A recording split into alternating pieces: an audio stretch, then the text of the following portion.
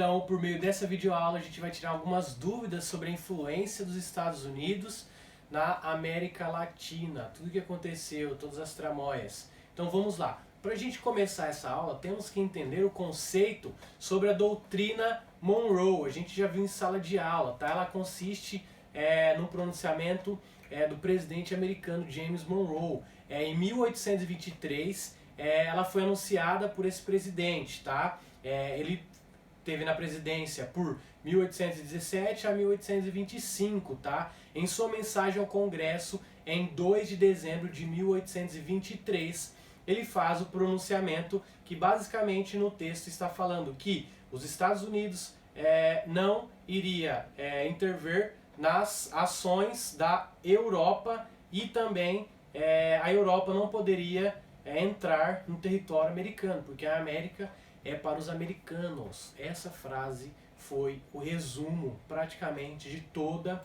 a doutrina Monroe, tá? Então ela consistia em 3 pontos principais, tem que lembrar disso para o resto da vida, que é a não criação de novas colônias na América, não intervenção aos assuntos internos políticos dos países americanos, tá? Não só da América do Norte, América Central, América do Sul também, tá? A não intervenção dos Estados Unidos em conflitos relacionados aos países europeus, certo? Só que a gente viu que os Estados Unidos teve uma interferência lá na Grande Guerra, tá? Por conta de alguns ataques que aconteceu com os americanos, e aí eles foram para a Grande Guerra e depois na Segunda Guerra, que a gente vai estudar nas cenas dos próximos capítulos, beleza? Então, vamos lá para a influência dos Estados Unidos na América Latina. Qual que foi essa influência? Será que ela tem até hoje ou não existe mais? Será? Então, quando o presidente James Monroe ele foi lá e fez esse pronunciamento sobre a interferência dos países europeus, sobre as questões do continente, tanto social e política, essa posição foi interpretada pela maioria dos historiadores como o início declarado das pretensões estadunidenses sobre as Américas. Então os Estados Unidos já estava com um plano mirabolante aí para tentar dominar todas as Américas. Será que conseguiu? E aí, posteriormente, a doutrina do Destino Manifesto também representou uma forma de justificar ideologicamente um processo de dominação das Américas. Tá? A gente sabe o Destino Manifesto, a gente já viu na sala de aula o que foi o Destino Manifesto. Sei que está fresquinho na cabeça de vocês. Foi a expansão também dos americanos para o oeste. Isso também a gente viu o ano passado, lá no 8º, beleza? Então, de 1901 a 1909, o presidente Theodore Roosevelt garantiu os Estados Unidos adotando uma nova política, tá? Essa política aí, ela tem um nome meio peculiar, tá? A política do Big Stick para com os países da América Latina, ou literalmente, tradução, a política do grande porrete, tá?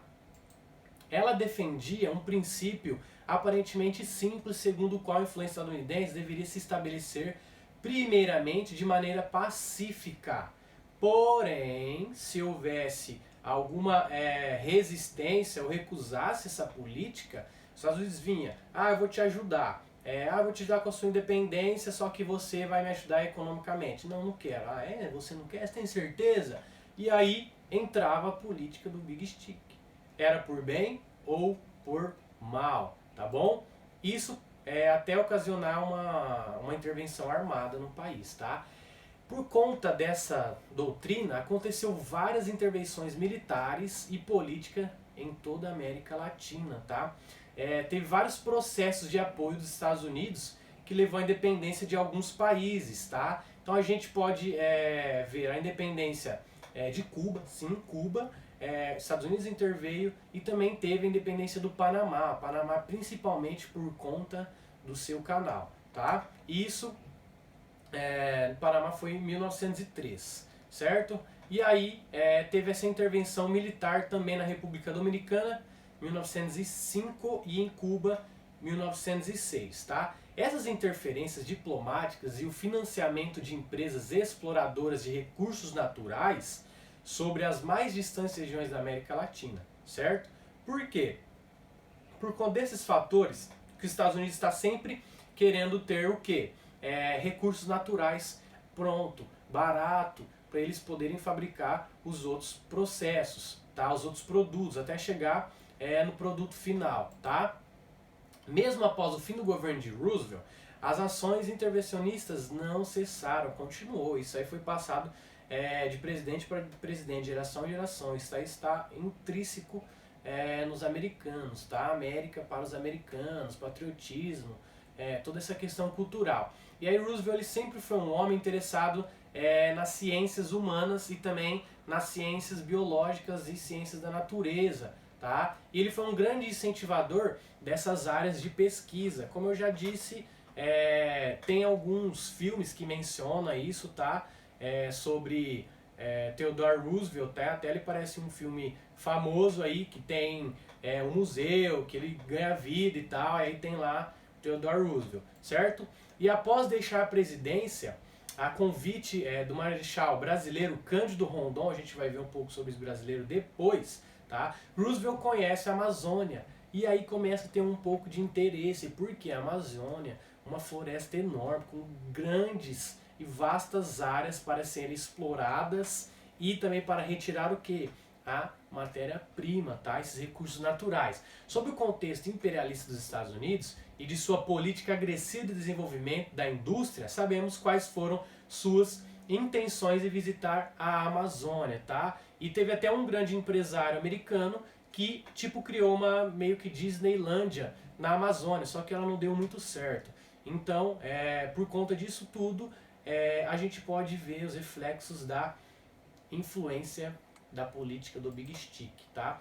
E agora a gente vai ver um pouco sobre a influência dos Estados Unidos em Cuba, tá?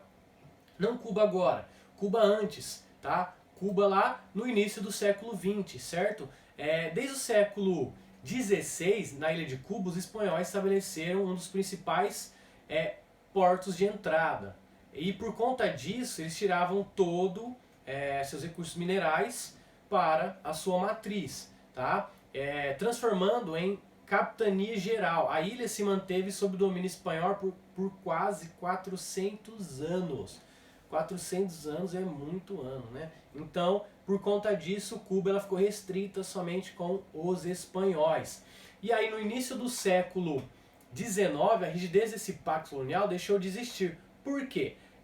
A Espanha deixa Cuba livre para poder vender seu açúcar diretamente para os Estados Unidos, que passou a influenciar a ilha de forma crescente. Mas como que isso aconteceu? Tá? Como que foi isso? Isso por conta da Guerra Hispano-Americana, onde um navio, teoricamente, dos Estados Unidos foi bombardeado por um navio espanhol. Tá? A gente não tem certeza disso, se foi um ato espanhol para que explodisse esse navio, que morreu 200 marinheiros americanos, e como os americanos são patriotas, América para os americanos, e foi um país europeu que interferiu ali, óbvio que os Estados Unidos não ia ficar quieto, né? Não ia deixar quieto isso aí.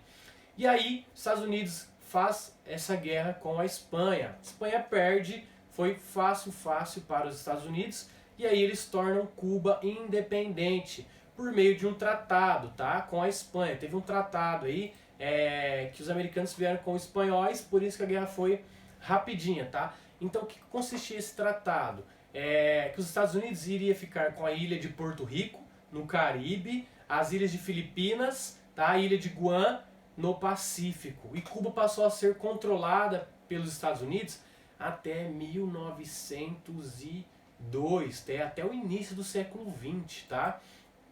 Por conta disso, foi criada uma emenda bem elaborada pelo Congresso, uma emenda constitucional. Ela foi elaborada pelo Congresso americano e ela foi incorporada na Constituição cubana, e o nome disso foi Emenda Platt, tá? Que ela foi proposta pelo ministro, pelo senador Platt, tá? Pelo senador Platt foi feita essa Emenda Platt, tá? E aí, o que consistia nessa Emenda Platt? Ela permitia a intervenção dos Estados Unidos a qualquer momento para preservar a independência de Cuba. Sendo que se um país ele é independente, precisa de uma preservação dessa independência.